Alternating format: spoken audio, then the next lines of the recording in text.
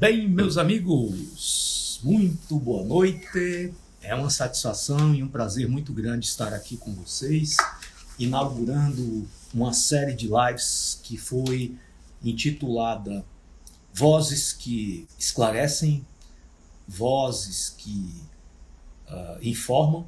E a finalidade desse projeto, não só pelo período que nós estamos passando, não só pela fase onde muitos de nós alteramos as nossas rotinas de vida e estamos vivendo momentos bem especiais que, se Deus quiser, vão passar, vão ser superados, mas principalmente porque nós entendemos que informação é a mercadoria, a moeda, a forma mais importante de nós tratarmos uma condição que vocês que nos conhecem mais de perto sabem com quanta veemência e com tanta recorrência nós defendemos, que é exatamente a cura eficaz para uma doença que assola toda a sociedade. Aqui nós estamos falando, não é só do Brasil, é do mundo todo, uma doença chamada desinformação. E não existe um tratamento mais eficaz para a desinformação do que a informação. Então esse projeto tem um objetivo de trazer até vocês o trabalho desses médicos que defendemos o tratamento da saúde, a medicina preventiva, e com essa sequência de lives nós estamos buscando trazer nomes de peso nas suas áreas de expertise, nas suas áreas de conhecimento, profissionais renomados no Brasil e no mundo todo, e que esses profissionais possam, com seu saber, contribuir para bem informar a sociedade, não só o profissional da saúde, não só o médico, mas todas as pessoas que têm interesse em viver bem, em viver com maiores chances de uma vida saudável, de uma vida com menos comorbidades. Então, esse projeto está sequenciado em temas que se integram, embora pertençam a áreas de conhecimento diferentes, mas existe uma integração, todo o conjunto de elementos que nós vamos discutir aqui ao longo dessas lives tem a finalidade de trazer para vocês um conjunto sólido de informações para que, empoderado dessas informações de boa qualidade, você possa ser o seu próprio tutor, a sua própria vida, a sua própria saúde. Construir com o seu médico uma relação de parceria, onde trabalhemos juntos em prol da qualidade de vida. E com essa introdução, eu quero já trazer aqui até a nós o Dr. André Vinícius Florentino, que inaugura em grande estilo essa sequência de lives. O André Vinícius é um renomado ginecologista brasileiro, é um rapaz muito jovem, mas não se engane, porque essa aparência de jovem é só a idade biológica dele que é baixa, a cronológica, André completou agora 74 anos. Semana passada, mestre. Estou brincando. Então, André, meu querido, é com enorme satisfação que nós inauguramos essa série de lives, Vozes que Informam, e não poderíamos começar não só pela letra A que inicia o seu nome, mas pela importância desse tema que nós vamos discutir hoje, que é a saúde da mulher. Vamos procurar, claro, cada um desses temas seria motivo para conversar um mês inteiro, né, André? Mas nós vamos procurar trazer os pontos mais importantes de uma maneira objetiva, de uma maneira didática, que vocês possam extrair o máximo possível de proveito, e vamos tentar fazer um passeio pela vida da mulher.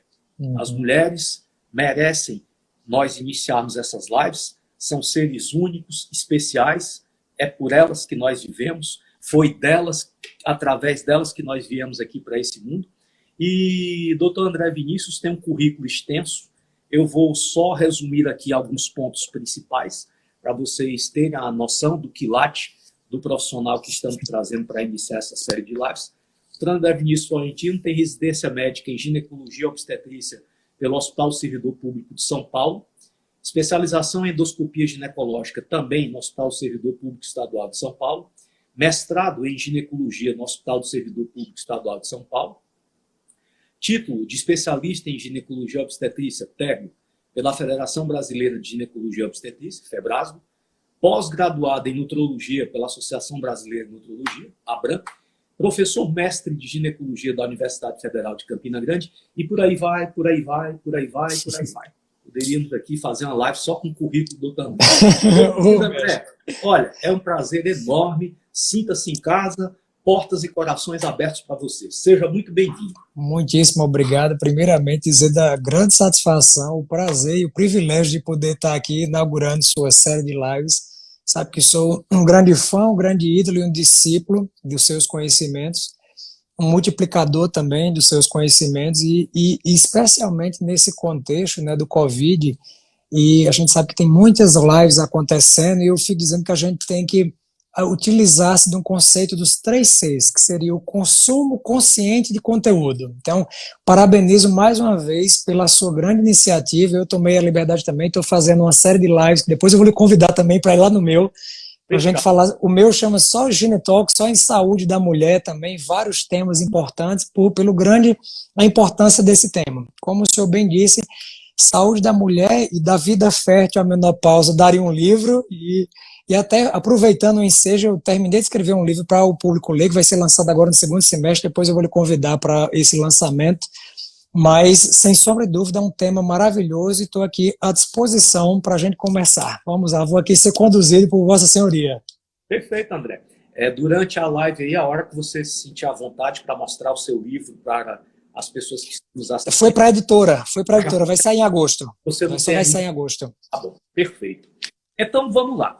Vida da mulher, né? Poderíamos começar de várias formas diferentes, mas acho interessante a gente começar trazendo a visão de que a mulher, um pouco diferente do homem, ela passa por várias etapas críticas da vida que se sucedem, se interrelacionam, mas trazem repercussões muito importantes em cada uma dessas fases, né? O nascimento, a infância, a puberdade, a adolescência, a mulher jovem, idade reprodutiva, mulher climatérica, mulher menopáusica. Nós vamos tentar fazer um pequeno passeio em cada uma dessas etapas. E eu colocaria para você, André, muitas vezes existe uma dúvida em relação a qual seria o momento ideal de uma mulher procurar o seu ginecologista, que provavelmente vai ser aquele profissional que vai acompanhá-la por toda a sua vida, né? Eu digo sempre que o ginecologista tem mais tempo de estrada ao longo de muitas mulheres do que seu próprio marido, do que muitas vezes seus próprios familiares. Então, é uma relação que se propõe ser longa e duradoura, né? E muitas vezes nós somos inquiridos: doutor, eu tenho uma filha de tantos anos, já está no momento de trazê-la ao ginecologista, minha filha não tem vida sexual ainda. Existe um certo tabu de que a procura pelo ginecologista deve se dar a partir do momento que se inicia a vida. Na sua visão, na sua experiência, qual é o momento exato de uma mulher procurar o ginecologista e celebrar com ele essa relação longa e duradoura?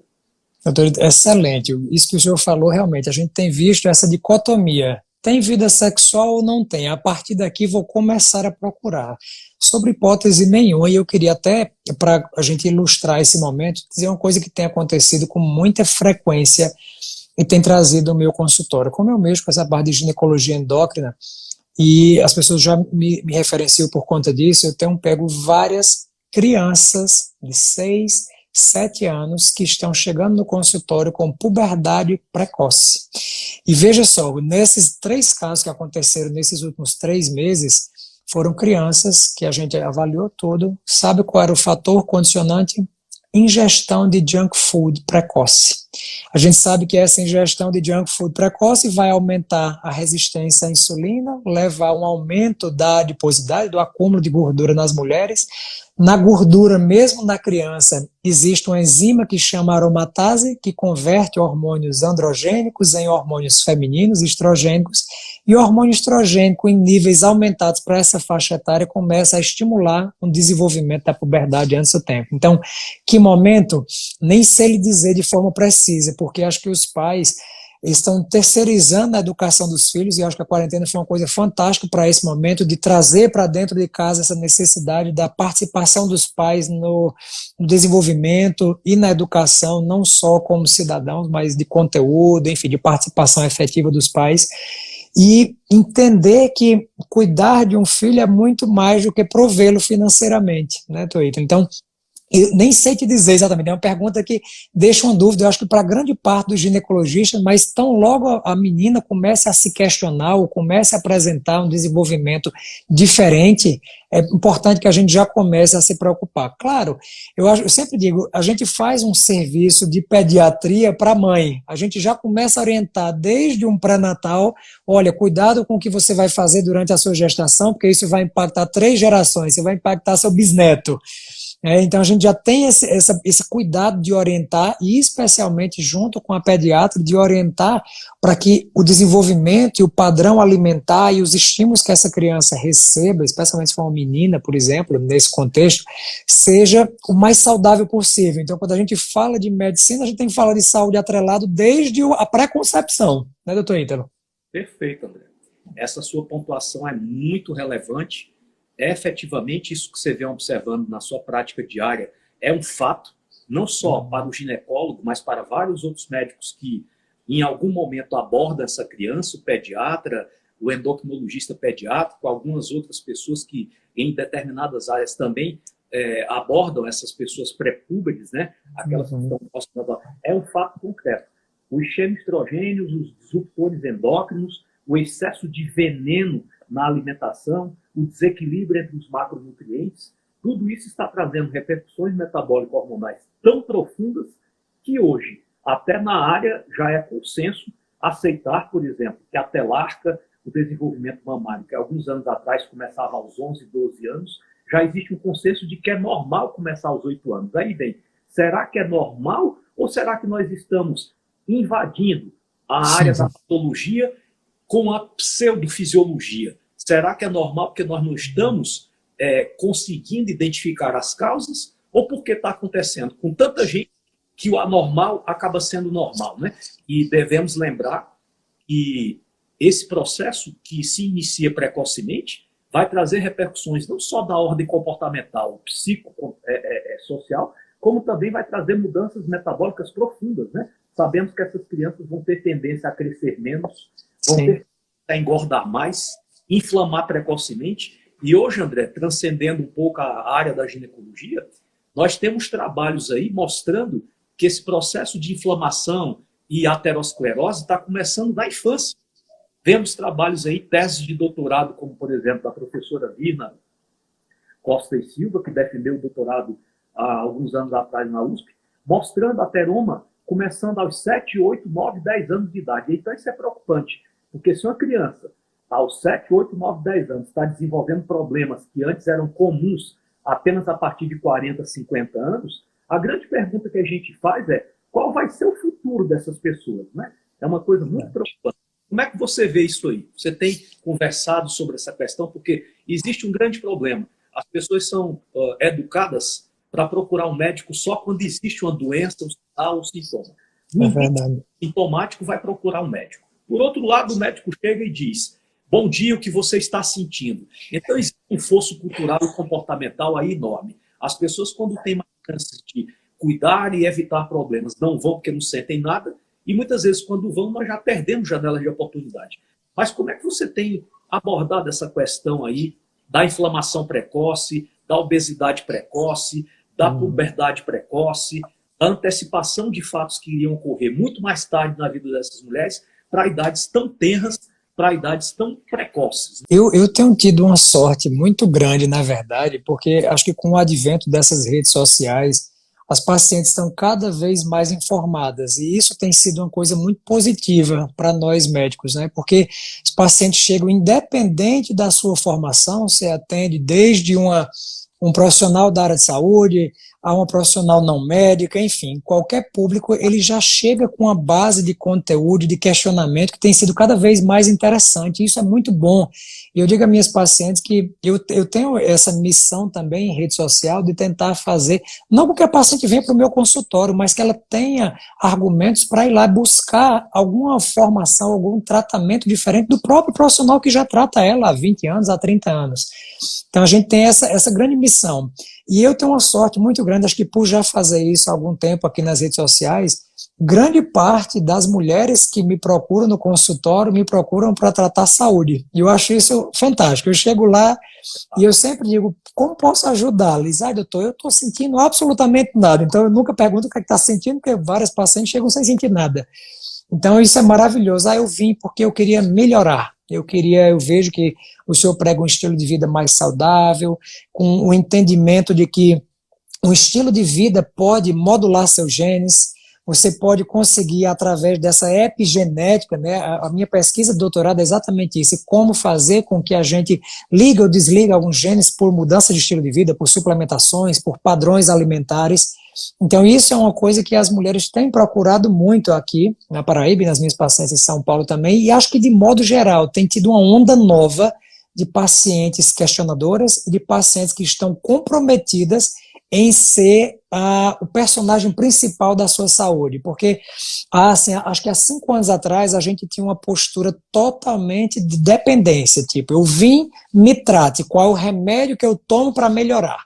E eu sempre digo a minhas pacientes que assim, quando ela chega e que a gente faz um diagnóstico de alguma patologia, eu sempre digo essa frase que é muito célebre, elas sempre conhecem, eu digo, olha, eu tenho uma notícia boa e uma ruim para lhe dar. A boa é que o tratamento só depende da senhora, e a ruim é que só depende da senhora, o tratamento também. Então, assim, essa postura de proatividade em relação ao tratamento é uma coisa que há pouco tempo não existia, e hoje a gente faz exatamente esse serviço. Você precisa entender que a pessoa mais interessada em melhorar é a senhora. Então, faça por onde? Tenha um estilo de vida saudável. Por quanto tempo eu tenho que usar tal medicação? Até que a senhora consiga ter um estilo de vida que não desequilibre para precisar de intervenção medicamentosa. Então, esse é o prazo e isso é que eu tenho feito no meu consultório. Muito bem, André. Essa questão é muito interessante.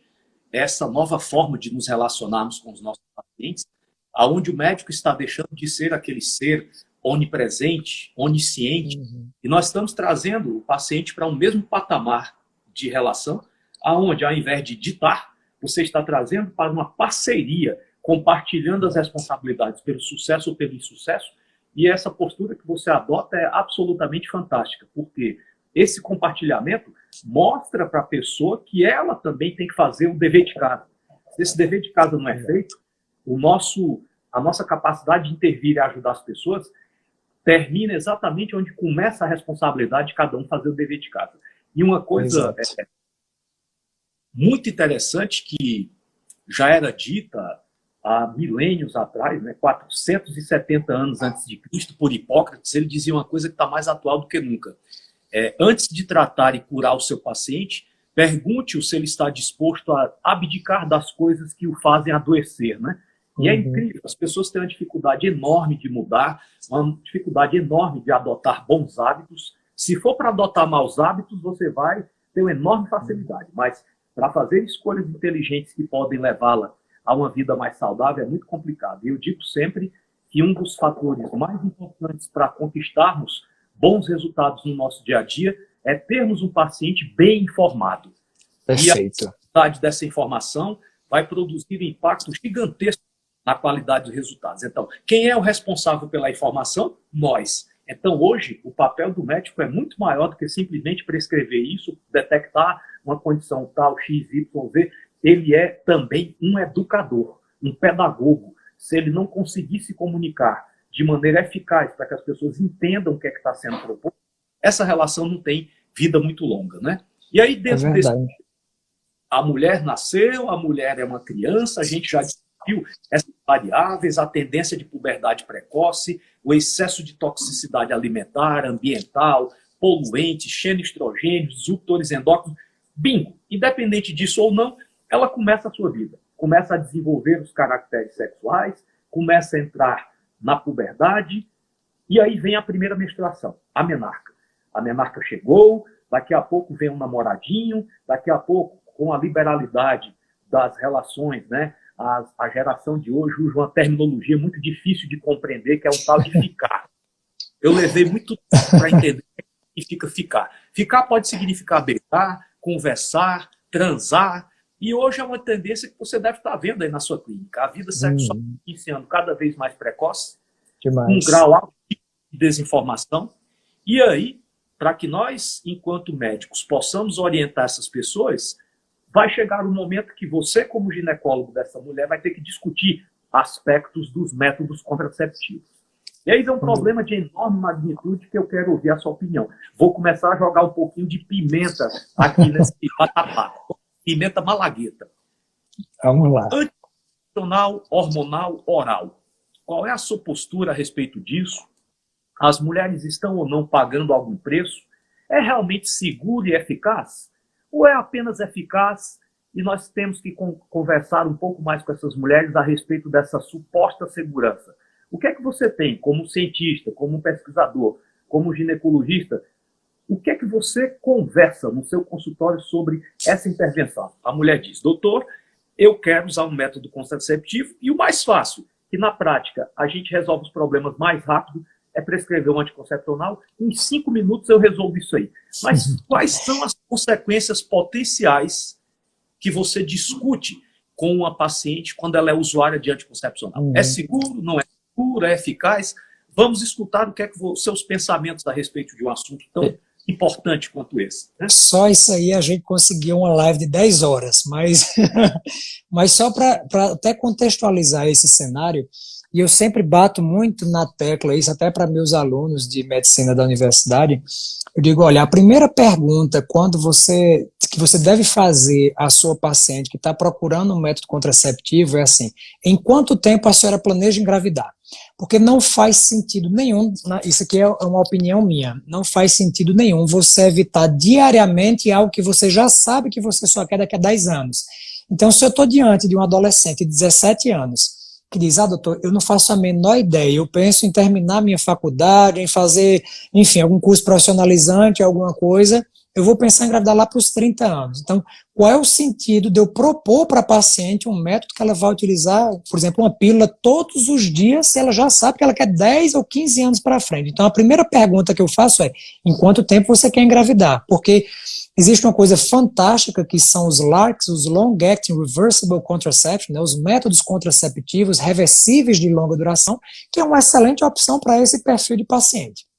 Mas, voltando para o foco da sua pergunta, eu sempre digo que, nesse contexto, eu sou um contra-regra. Eu não decido absolutamente nada. O que é que eu faço para a minha paciente? Feito essa pergunta, a minha primeira coisa é investigo a paciente para afastar todas as contraindicações que ela tenha para um ou outro método contraceptivo.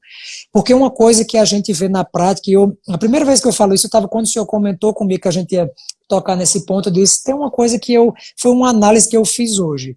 Quando a gente está falando de terapia hormonal da menopausa, existe um medo absurdo. As mulheres todas assim, eu não quero usar porque o hormônio dá câncer, e as que querem usar dizem assim, vamos usar, mas eu tenho que me virar de cabeça para baixo para ver se eu não tenho risco de ter nada, não é?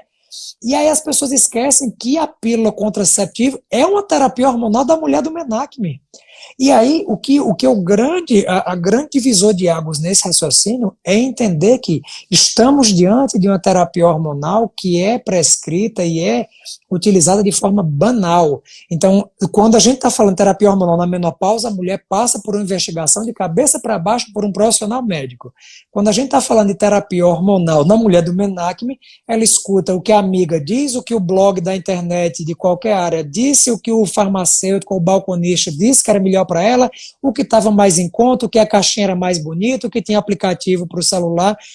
Então, a gente já parte por esse ponto que já é um grande divisor de águas. Então, o que é que nós estamos fazendo com isso? E aí eu vou elencar algumas coisas. Claro que eu não quero dizer que a paciente não pode, não deve utilizar uma pílula contraceptiva, se assim for o seu desejo, desde que ela não tenha contraindicação. Mas é meu dever, enquanto profissional médico da saúde, explicar para ela o que é que pode acontecer. Não só com pílula, eu sempre digo os prós e os contras de qualquer método que ela quiser. O DIU de cobre é bom por isso, é ruim por isso. O DIU de cobre e prata é ruim por isso, é bom por isso. O DIU de levonorgestrel é bom por isso, ruim para aquilo. A pílula, o adesivo, a injeção mensal, a trimestral, o anel vaginal, o condom masculino, feminino, diafragma, enfim, todos os métodos contraceptivos. É uma da consulta mais demorada minha, é quando a paciente diz assim, quero escolher um método contraceptivo. Eu digo, 2 horas aí para frente que eu preciso explicar isso tudo para ela, para que depois, diante de posse dessas informações, ela possa escolher o que é que ela quer. Porque, assim, Se você faz uma opção errada por desconhecimento, Deus perdoa, mas uma opção errada por ignorância, aí a visão já é um pouquinho diferente. Então, falando em relação ao consumo indiscriminado de pílulas anticoncepcionais, o que é que a gente tem? As preparações disponíveis no mercado mundial, 90% delas são de preparados contendo etilneestradiol como componente estrogênico e um progestínico, ou seja, estou falando de um estrogênio sintético e de uma progesterona sintética, porque isso é importante que as mulheres entendam que estamos falando de hormônios que não existem no nosso organismo.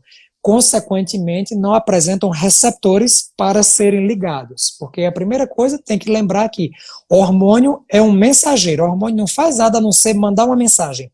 Então ele vai para esse receptor, com essa fechadura, manda a mensagem, diz, abra a porta, fecha a porta, aumenta o metabolismo, diminua, enfim.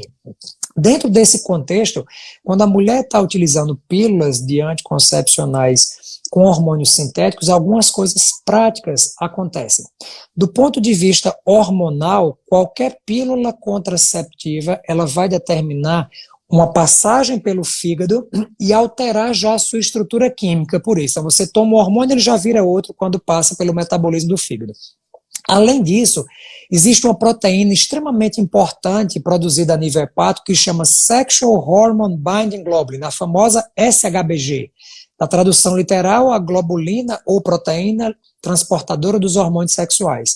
Então, quando você usa uma pílula anticoncepcional, qualquer que seja ela, esta proteína sobe muito e esta proteína é o grande ladrão da testosterona livre da mulher. Então, os níveis de testosterona livre caem. E isso gera uma série de complicações metabólicas e hormonais. A paciente diminui a libido, a paciente diminui a capacidade dela de perder peso com mais facilidade, diminui o prazer sexual, diminui, enfim, uma série de fatores que a gente passaria um dia aqui também falando. Mas isso é pouco. Quando essa mesma pílula ela chega no seu intestino, existe no intestino uma série de bactérias e essas bactérias vão interagir com esses hormônios ou com esses fragmentos de hormônio. O que é que vai acontecer? Que a gente tem uma vasta literatura em relação a isso. Existem duas vitaminas, a vitamina B6 e a vitamina B12, que são fundamentais para a produção, numa célula que a gente tem no intestino chamada células enterocromafins, de um dos hormônios mais importantes que existe, na minha opinião, que chama serotonina. Serotonina é um hormônio importantíssimo que é produzido a nível intestinal e ele tem receptor no cérebro e é um grande responsável pelo humor, pela capacidade de lidar com as variações de emoção. Então, existem vários trabalhos mostrando que a utilização de pílula anticoncepcional está associada com depressão. Então, existem muitas crianças, que eu digo que são crianças de 14 anos, que estão utilizando por qualquer coisa, porque teve uma acne, porque o sangramento estava irregular, às vezes é um sangramento normal de um eixo que ainda não está maduro, e já se dá uma pílula dessa. Então, a gente está falando de alteração dessa parte hormonal. Uma outra coisa também a nível intestinal importantíssima. A gente sabe que o nosso intestino ele é um órgão imunológico, um grande órgão responsável pela nossa imunidade.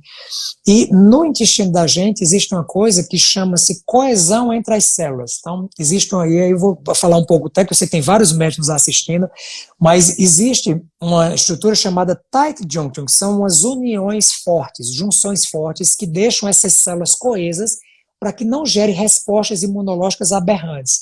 Então, o uso de pílulas anticoncepcionais quebra uma das proteínas que fazem essa junção, que chama zonulina. Tem trabalhos mostrando que a utilização de pílulas contraceptivas depletam a zonulina, que seria o cadastro que amarra essas células. Então, essa queda da zonulina altera essa permeabilidade das células e faz com que ocorra uma sinalização de resposta imunológica intestinal que está associado com uma série de doenças, que tem trabalho científico mostrando retocolite ulcerativa e doença de Crohn. Mas a gente sabe que existe uma série de outras doenças que também estão associadas. Achou pouco, existe alteração na tireoide. O excesso de hormônio estrogênico aumenta uma proteína que chama TBG. É a proteína que, analogamente ao SHBG, é quem transporta os hormônios tireoidianos. Então, quando você aumenta muito o estrogênio pela pílula, você aumenta muito a sua TBG e a TBG rouba o seu T4 livre. Então, você pode até induzir um hipotireoidismo, uma alteração do seu funcionamento da tireoide por uso contínuo em doses inequivocadas de pílulas anticoncepcionais. Então, assim, Tem uma série de condições. Aumenta o sistema renina-angiotensina-aldosterona, que aumenta as suas chances de ser hipertensa. A gente fala de um mundo de complicações, aumenta fatores pró-coagulação e diminui fatores anticoagulação, aumentando o risco de trombose. Então, é um tratamento hormonal. Não estou dizendo, e entendam isso, quem está nos assistindo, não estou dizendo que não tem nenhuma indicação na medicina. Existem várias situações que a gente pode utilizar, sim, por um período determinado de tempo. Mas, por exemplo, se a gente for elencar uma patologia, a síndrome dos ovários policísticos, que é a doença mais mal conduzida, na minha opinião, do ponto de vista hormonal, e a gente sabe que isso afeta até 25% da população em idade fértil. A gente sabe que a resistência insulínica é a grande responsável pela síndrome dos ovários policísticos. Uma mega revisão do New England Journal 2014 mostrando isso. E aí no próprio trabalho ele diz, de forma rotineira, é utilizado as pílulas contraceptivas orais. E as pílulas contraceptivas orais aumentam a resistência insulínica, que é a condição que levou à doença. Então, como é que você está tratando um problema com a causa? Assim, tem várias coisas em relação ao uso de pílulas anticoncepcionais que a gente tem que ser muito criterioso, da mesma forma que a gente tem muito critério para escolher e individualizar as mulheres da menopausa que vão se beneficiar, que podem utilizar, e qual a via elas devem utilizar para fazer a terapia hormonal na menopausa, de forma análoga deve ser feito das mulheres do menarca. Só para finalizar, isso é um desserviço que eu acho que o Brasil faz. Eu tenho uma paciente minha que é daqui do Brasil, mas ela faz doutorado, deve estar até assistindo nossa live, faz doutorado na Suíça, e ela teve um desequilíbrio hormonal e eu precisei prescrever durante 30 dias uma pílula anticoncepcional para ela. E aí ela foi na farmácia, ela disse, André, não consegui comprar de jeito nenhum, você vai ter que mandar uma receita em inglês, justificando por que é que você está me prescrevendo, e aí eu vou te mandar a lista dos hormônios que são disponíveis para comprar sem consulta presencial. E ela me mandou uma lista em suíço, alemão, para eu poder ver quais eram os princípios ativos, para eu mandar uma justificativa em inglês para ela poder comprar na farmácia. Então, veja a diferença conceitual que a gente tem num país de primeiro mundo para o que a gente tem na nossa população, em que qualquer mulher está usando qualquer pílula de qualquer jeito, de forma discriminada, a todo tempo, sem nenhum critério. Então essa é a minha humilde opinião sobre a utilização indiscriminada de pílulas anticoncepcionais nos dias atuais. Perfeito, doutor André. Como você mesmo falou, esse assunto é tão profundo e tão complexo que ele daria margem aí para nós discutirmos um dia todo sobre isso. Com certeza. Eu acredito que, ilustrando o que você falou, nós poderíamos acrescentar algumas coisas aí, também relevantes, que a banalização da contracepção, não é? Infelizmente, é inacreditável o que eu vou falar para vocês, mas a maioria das mulheres que toma contraceptivo não faz isso por orientação ou sob supervisão médica. Ela simplesmente chega na farmácia, aquele rapaz simpático, balconista, né? Como você muito bem ilustrou, escolhe pela cor, se tem acesso à internet, se vai ganhar um brinde, se o nome é bonitinho, é simpático, é um apelido, e as coisas absurdas vão se sucedendo. As pessoas, muitas vezes, você já deve ter visto ou ouvido isso, a mulher quer utilizar os contraceptivos para atrasar, adiar ou suspender a menstruação, porque tem aniversário no final do mês, porque vai viajar e não quer sangrar naquele período.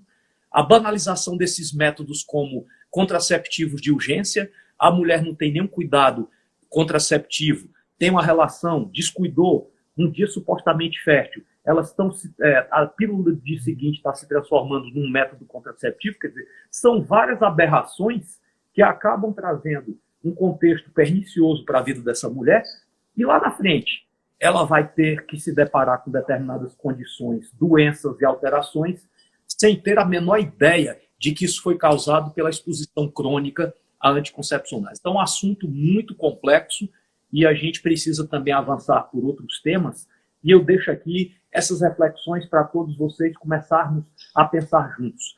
É ou não é algo oportuno deixar essas mulheres tomando contraceptivos a esmo, como o doutor André mesmo colocou?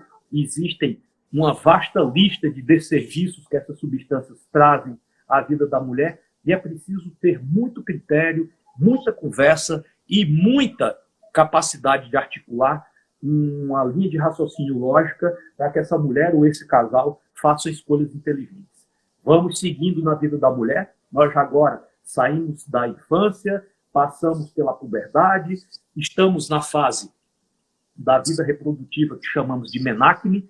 Essas mulheres vão envelhecendo, uma coisa importante, doutor André, as mulheres estão adiando cada vez mais a fase da vida em que querem reproduzir, né? E eu, às vezes, até brinco.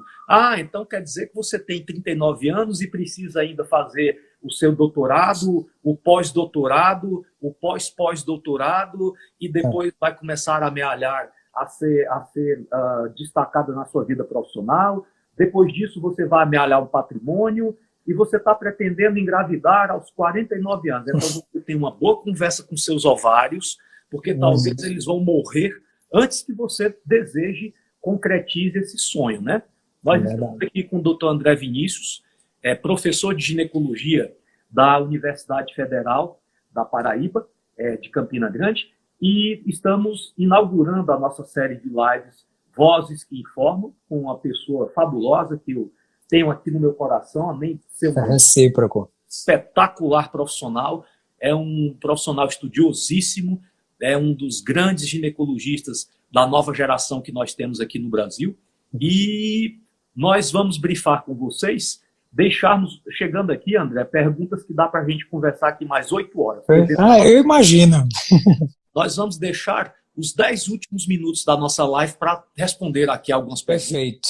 Eu estou tentando aqui um olho em você, André, e um outro aqui, tentando ver as perguntas que focam mais ou menos nas mesmas dúvidas. Perfeito, claro. Pensar e responder pelo menos o que está gerando mais dúvidas. Sim. Aí agora nós estamos nessa, independente dela ter filhos ou não, independente dela querer procriar ou não, deixar aqui seus desdobramentos genéticos, a idade cronológica vai passando e agora ela entra numa fase muito crítica da vida, a fase longa chamada climatério.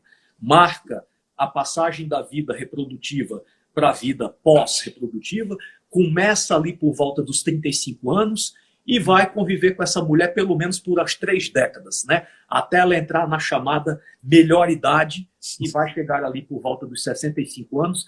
Então essa fase crítica, André, porque nós sabemos que é aí que as mulheres passam a ter a maior propensão a começar a experimentar os declínios hormonais. E quando você aborda essas mulheres já no climatério, 35 anos em diante, o que é que normalmente você costuma orientar? Você já começa a fazer uma preparação para a menopausa, você já começa a discutir com essa mulher os potenciais benefícios da reposição, você já começa a otimizar e a buscar situações que são mais comuns nessa idade. Qual é que é a sua rotina de abordagens para a mulher do climatério, nessa fase pré-menopausal, né? A mulher já está passando por um processo de início do declínio dos seus hormônios, mas ela ainda menstrua, regularmente ou não, não é ainda aquela mulher que parou de menstruar. O que é que você tem de especial para abordar as mulheres nessa fase? Perfeito. Aí um pouco. O que é que acontece? Isso é extremamente importante e vale a pena até conceituar algumas coisas, porque às vezes as mulheres mesmo e alguns profissionais também desconhecem o que é menopausa. Porque às vezes a pessoa acha que menopausa é uma fase, é um período. Não, a menopausa, assim como a menarca que o Dr. Ítalo falou, é o nome que se dá à primeira menstruação.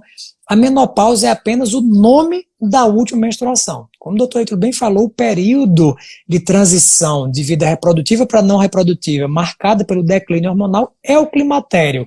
Do ponto de vista pedagógico, eles atualmente consideram dos 40 aos 65. Antes disso, seria um climatério precoce, depois de 55 tardio e depois de 65 a senectude. Então, essa fase marcada por uma série de profundas alterações, especialmente na qualidade de vida da mulher, é uma coisa que tem que ser pensada antes. Então, eu acho fantástico quando a paciente vem com 35 preocupada com o climatério, com a futura menopausa dela. E eu sempre digo, a gente tem que fazer da mesma forma que eu indico uma programação pré-gestacional para quem está 6 meses, 1 ano, 2 anos querendo engravidar e eu otimizo tudo para que aquela gestação seja perfeita, a gente tem que começar a preocupação com climatério e menopausa na adolescente. Porque coisas básicas como envelhecer com massa muscular alta para que você não tenha resistência insulínica, que é um grande problema dessa fase da vida da mulher, tem que começar fazendo atividade física de forma regular e rotineira de 10, 12 anos.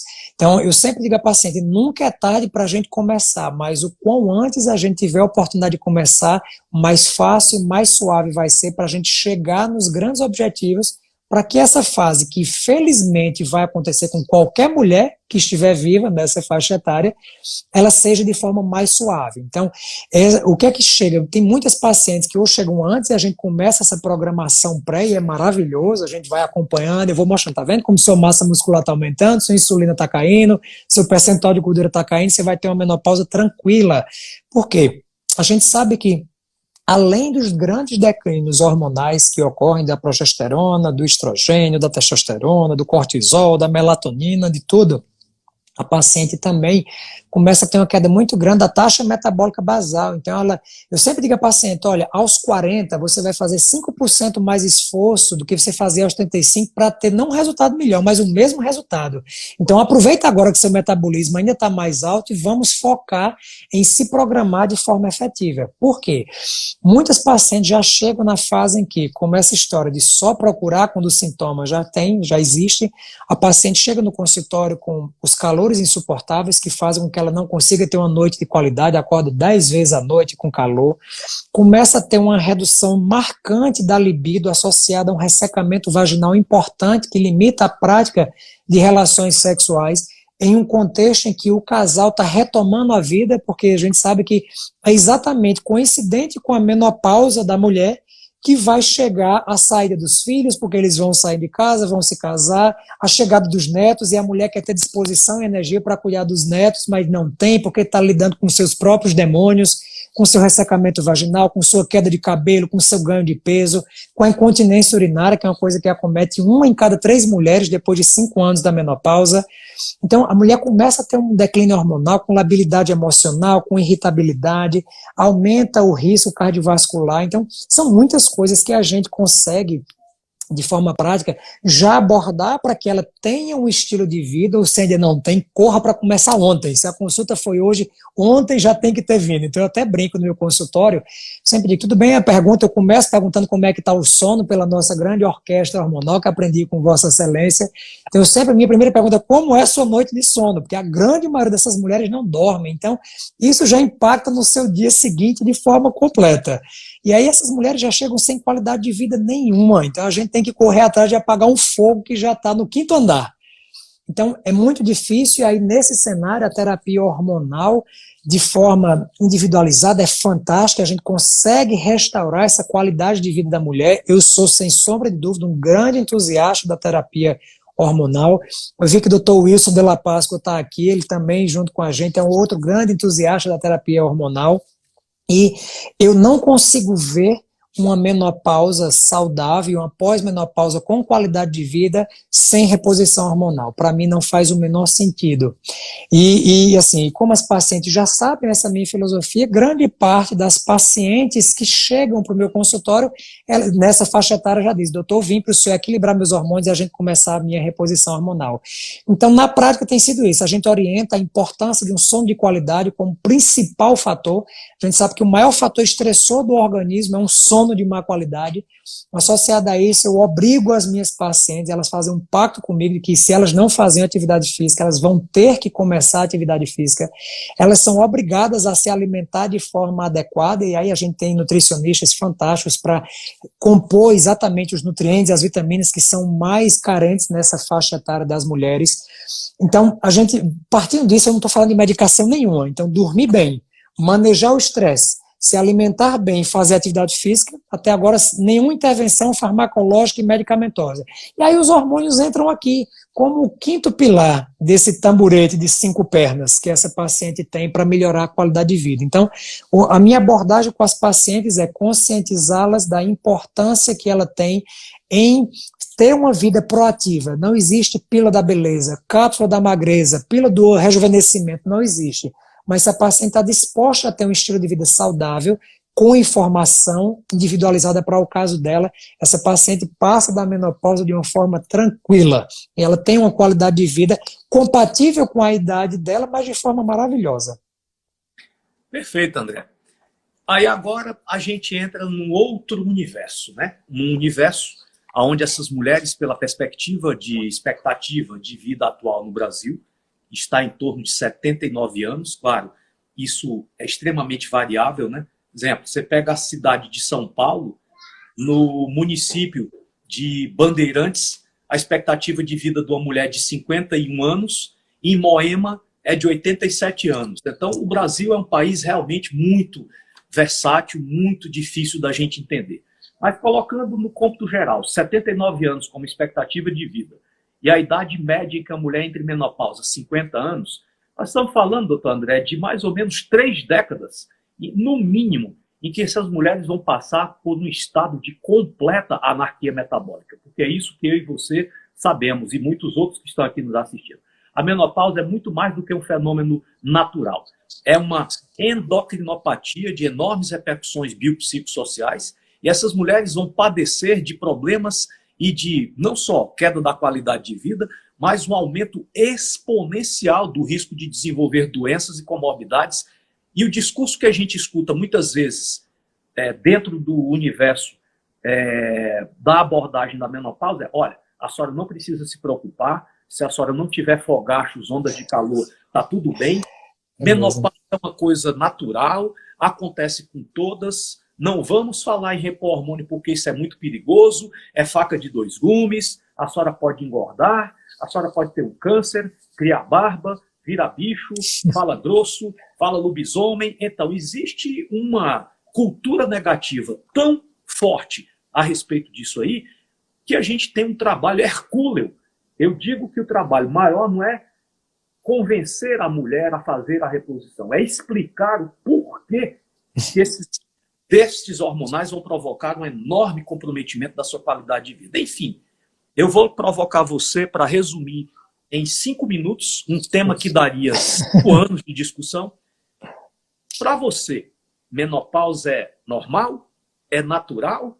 É assim mesmo? Repõe hormônio? Não repõe? Isso é muito perigoso? Como é que você aborda essa questão tão relevante que é o declínio hormonal da menopausa? Doutor Ítalo, eu sempre, e tem várias pacientes, como ele disse, mais uma vez, eu tenho um público viciado, porque as pacientes já me acompanham nas redes sociais e elas já sabem minha postura, então, para mim já é muito direcionado, a paciente já chega querendo, eu tenho uma amostra bem viciada em relação a isso. Mas as que ainda não acham, ou tem vários tabus, eu sempre eu tenho no meu consultório uma lista das contraindicações da Federação Brasileira de Ginecologia e Obstetrícia que contraindicam o uso de terapia hormonal. Então tem vários cânceres que não pode, vários que não são contraindicação nenhuma, câncer de intestino, câncer de tireoide, câncer de rim, tem vários que não tem nenhuma contraindicação para as pacientes utilizarem, que é o grande medo delas. Então eu sempre digo, veja, a paciente, doutor, mas é porque eu já estou acostumado, né? Menopausa é assim mesmo, né? A gente sabe que vai ter esse período de inferno na nossa vida. Eu digo, minha querida, o melhor momento da sua vida chegou. Você tem estabilidade financeira, seus filhos saíram de casa, você já atingiu o seu pico profissional, e aí agora quando você quer voltar para ter uma vida de qualidade, ou uma vida sexual de qualidade, acabou. Então, acabou seu tempo. E aí a senhora acha que isso é normal? Então, assim, se uma criança nascer com um problema de tireoide, eu vou dizer, não vamos dar hormônio não, porque ela é um bebezinho, né? Nasceu com um problema na tireoide, não produz hormônio de forma adequada, vamos esperar ela chegar lá para os 15 anos para a gente começar a tratar. Então, assim, não faz o menor sentido. Da mesma forma como eu tenho um paciente com menopausa precoce de 26 anos, e eu começo a terapia hormonal dela aos 26 e não aos 50, porque senão ela vai ter uma qualidade de vida péssima desde os 26. Então, esse entendimento é uma coisa que, como o senhor disse, a gente precisa realmente bater, desmistificar, claro. Não estou dizendo aqui que toda mulher vai utilizar, toda mulher deve, toda mulher pode. Eu sempre digo essa frase em todas as minhas lives que eu falo sobre hormônio, que existem 3 tipos de profissionais que trabalham com hormônio. Os que não sabem absolutamente nada e por isso contraindicam para todo mundo. Os que sabem muito pouco e diametralmente oposto indica para todo mundo. O hormônio é maravilhoso, tem que repor tudo para todo mundo sem investigar. E os que estudam muito hormônio, que aí individualizam muito bem quem vai utilizar, qual dose, qual a melhor via, por quanto tempo, e o principal, faz o segmento adequado dessa paciente, que é mais importante do que definir qual é a estratégia terapêutica, é como será a condução dessa estratégia. Por quê? O que acontece é que essas pacientes, elas ficam tão bem depois que elas passam a ter os hormônios de volta, especialmente se ela já está há algum tempo sem hormônio, que ela esquece de voltar do ginecologista, Ela esquece que ela tem mama e ela passa 10 anos sem voltar e vai só replicando a receita, vai replicando o que ela está utilizando. Então, isso é um outro grande problema. A gente precisa fazer com que as pacientes entendam que é um casamento, está fazendo terapia hormonal, casou, tem que estar aqui no consultório e a gente vai fazendo. Eu tenho a minha conduta baseada na literatura e na minha experiência, então eu examino clinicamente a paciente a cada 6 meses e com exames de imagem uma vez por ano, salvo qualquer intercorrência que possa acontecer nesse período, mas eu não consigo ver, e eu bato e reforço, a paciente na menopausa sem terapia hormonal. Não consigo ver sob hipótese nenhuma. Eu acho que é um desserviço privar as pacientes ou criar uma cancerofobia ou um medo excessivo para essas pacientes, porque, por exemplo, se a gente só falar do ponto de vista cardiovascular, a gente sabe que o estrogênio, que é o hormônio que mais falta na mulher na menopausa, porque a principal fonte dele é o ovário, o estradiol, ele é o grande responsável pelo stiffness vascular, ou seja, pela capacidade que o vaso tem de se adaptar a mudanças de volume. Você se estressou, o vaso dilata para você não ficar hipertensa. Então, quem tem essa capacidade de fazer isso é o estradiol. Por isso que a mulher, antes da menopausa, tem um risco de infartar muito menor do que o homem, e isso triplica da mulher em relação ao homem depois da menopausa. Por quê? A mulher na menopausa tem menos hormônio feminino, ou seja, menos estrogênio do que o próprio homem. Você pega um homem de 60 anos, tem um estrogênio de 25. Uma mulher na menopausa com estradiol indetectável, menor do que 5 pelo laboratório. E aí você vai privar a mulher, se a gente lembra da testosterona como grande hormônio masculino, a gente tem que lembrar que o estradiol é o grande hormônio feminino.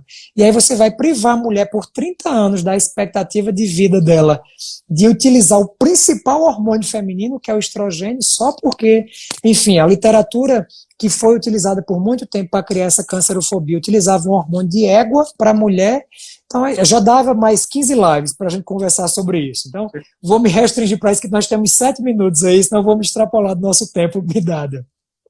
Então, André, então o senhor disse para nós todos uma coisas muito importantes.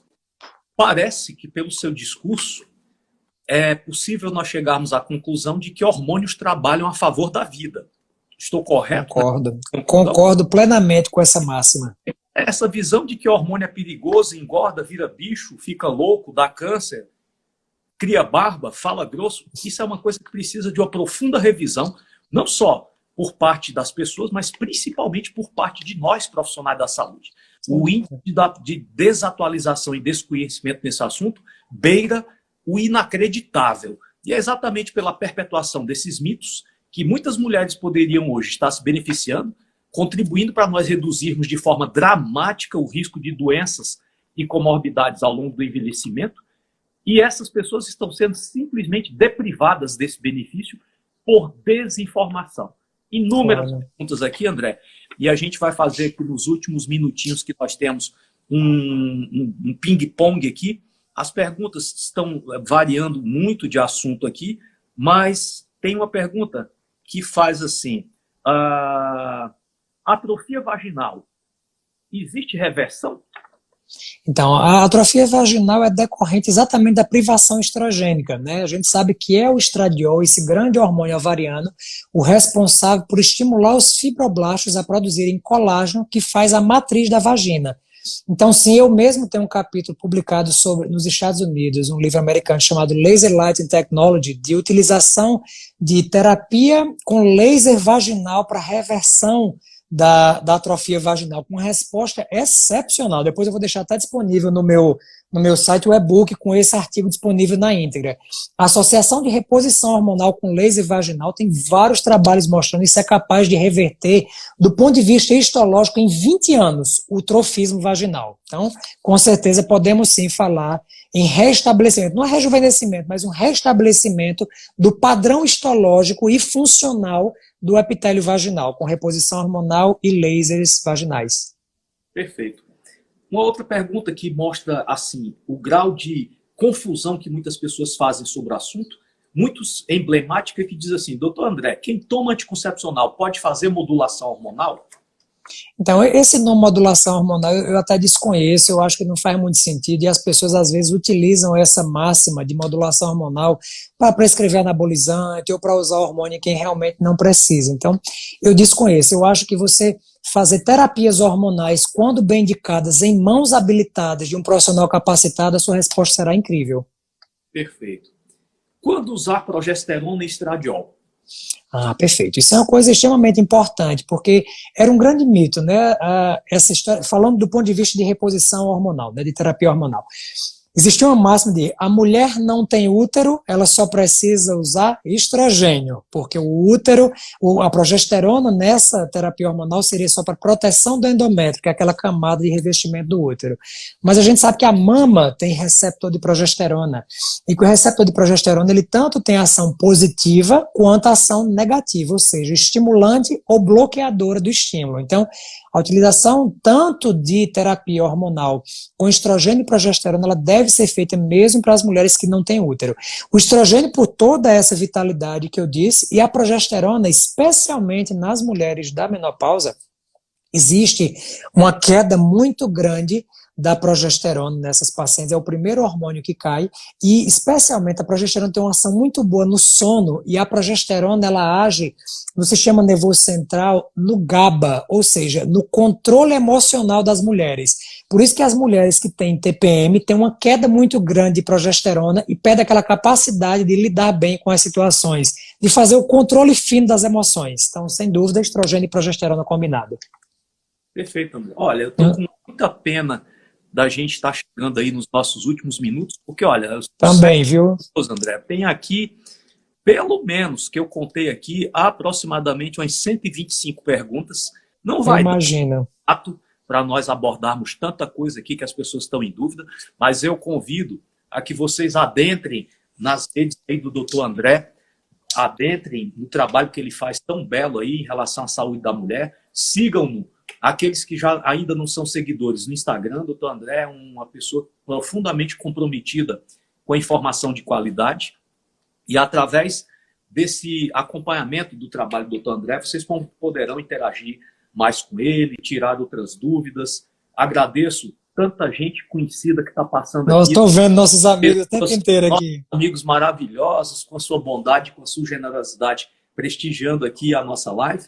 Eu acredito que nós conseguimos trazer temas multivariados, de enorme complexidade, e fizemos um passeio aqui discutindo sobre os aspectos principais da vida da mulher, desde a infância até a senilidade.